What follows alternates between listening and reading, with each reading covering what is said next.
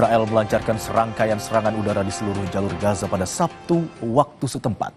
Akibat serangan itu, 22 orang tewas dan puluhan lainnya luka-luka.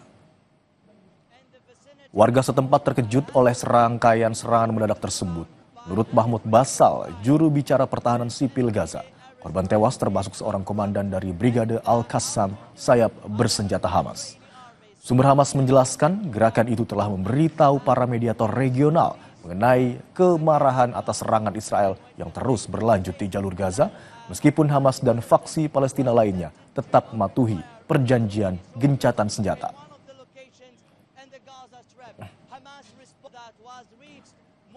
Hizbullah menggelar prosesi pemakaman untuk Komandan Militer Haitham Tabatabai dan beberapa rekannya yang tewas dalam serangan udara Israel di Haret Reik di wilayah selatan Beirut, Lebanon. Gambar yang diambil pada Senin waktu setempat memperlihatkan anggota Hizbullah membawa peti jenazah melalui jalan-jalan yang penuh sesak. Sementara para pelayat menampilkan potret para pemimpin kelompok tersebut dan pejabat Iran. Hizbullah juga merilis pernyataan untuk berkabung atas kepergian Tabatabai.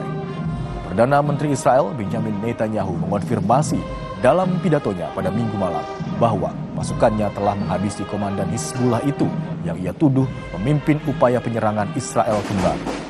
Israel telah melancarkan beberapa serangan ke wilayah Lebanon sejak perjanjian gencatan senjata dengan Hizbullah mulai berlaku pada 27 November 2024.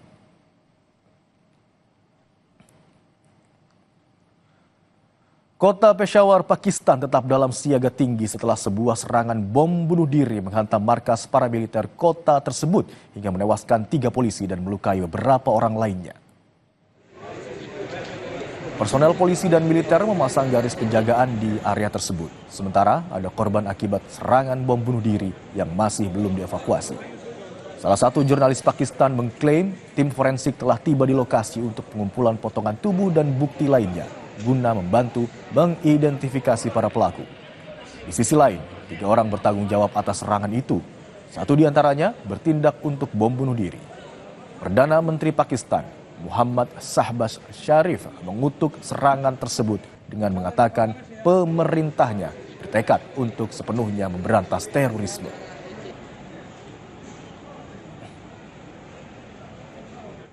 Informasi lainnya, saudara, pemerintah Rusia bersiap untuk meluncurkan roket Soyuz 21A dan wahana antariksa berawak Soyuz MS-28. Keduanya telah dipasang di landasan peluncuran di Kosmodrom Baikonur pada hari Senin waktu Rusia. Video ini memperlihatkan wahana itu sedang diangkut menuju lokasi peluncuran. Badan Antariksa Rusia Roskosmos mengatakan sesuai tradisi yang sudah berlangsung lama, kru cadangan misi yang terdiri dari kosmonaut Pyotr Dubrov dan Anna Kirkina serta astronot NASA Anil Menon menyaksikan proses tersebut. Menurut takhayul, sejumlah kru utama tidak boleh melihat roket mereka sendiri saat dibawa ke landasan peluncuran karena dianggap membawa kesialan. Peluncuran roket itu dijadwalkan pada 27 November mendatang.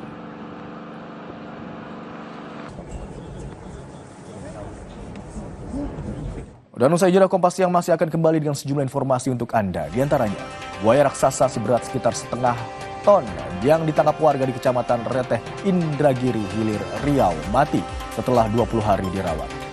Hasil bedah buaya mengungkap temuan mencengangkan di mana lebih dari 20 potong sampah plastik dan pecahan kaca ditemukan dalam perut buaya.